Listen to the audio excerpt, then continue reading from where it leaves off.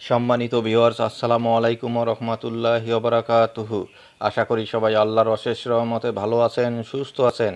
এই চ্যানেলে আর একটি নতুন গুরুত্বপূর্ণ ভিডিওতে আপনাদের সবাইকে স্বাগতম। আজকে আলোচনা করব ইনডেক্সধারীদের গণবিজ্ঞপ্তিতে আবেদনের সুযোগ প্রসঙ্গে যা বলেছে মন্ত্রণালয়। বিস্তারিত থাকছে ভিডিওতে।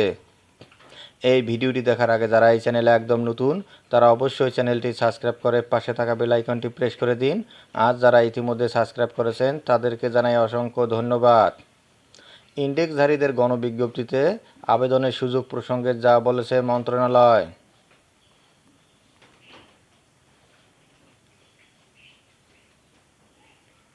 বেসরকারি শিক্ষা প্রতিষ্ঠানে কর্মরত ইনডেক্সধারী শিক্ষকদের বদলির কোনো ব্যবস্থা নেই।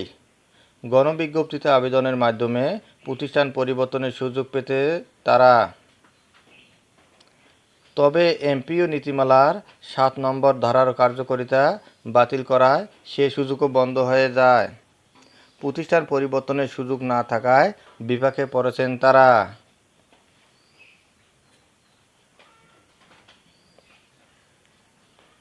শিক্ষকদের দুর্দশা নিয়ে দ্য ডেইলি ক্যাম্পাস শিক্ষা মন্ত্রণালয়ের বেসরকারি মাধ্যমিক শাখার একাধিক কর্মকর্তার সঙ্গে কথা বলেছে।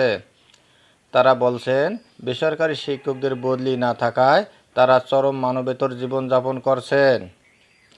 বিষয়টি মন্ত্রণালয় অবগত, তবে নানা জটিলতায় বদলি চালু করা যাচ্ছে না। কর্মকর্তারা বলছেন, এনটিআরসি এর সুপারিশে নিয়োগ পাওয়া শিক্ষকদের বদলির বিষয়টি মানবিকভাবে দেখা হচ্ছে, তবে শিক্ষকরা সর্বজনীন বদলির দাবি করায় সেটি হয়ে উঠছে না।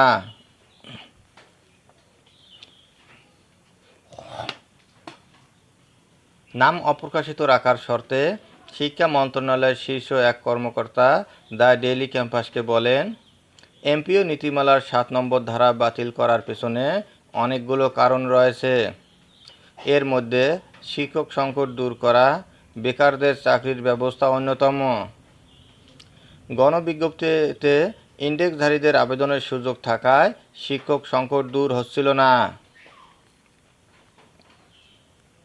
কিভাবে সংকট কাটছিল না এমন প্রশ্নের জবাবে ওই কর্মকর্তা আরও বলেন, ইনডেক্সধারীদের নম্বর অনেক বেশি। তারা গণবিজ্ঞপ্তিতে আবেদন করলে পদগুলো পূরণ হয়ে যেত। ফলে যারা সদ্য নিবন্ধন সনদ অর্জন করেছেন তারা বাদ পড়ে যেতেন। এছাড়া ইনডেক্সধারীর পূর্বের প্রতিষ্ঠানের পদটিও শূন্য হয়ে যেত।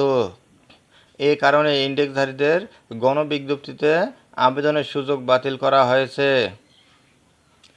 ভবিষ্যতে এটি চালু হওয়ার সম্ভাবনা নেই, তবে এনটিআরসি এর সুপারিশে নিয়োগ পাওয়া শিক্ষকদের বদলির বিষয়টি মানবিকভাবে ভেবে দেখা হচ্ছে। ধন্যবাদ জানিয়ে বিদায় নেওয়ার আগে আবারও অনুরোধ জানাই, যদি ভিডিওটি ভালো লাগে এবং সর্বশেষ শিক্ষামূলক আপডেট ভিডিও পেতে চান তাহলে অবশ্যই চ্যানেলটি সাবস্ক্রাইব করুন। ধন্যবাদ সবাইকে।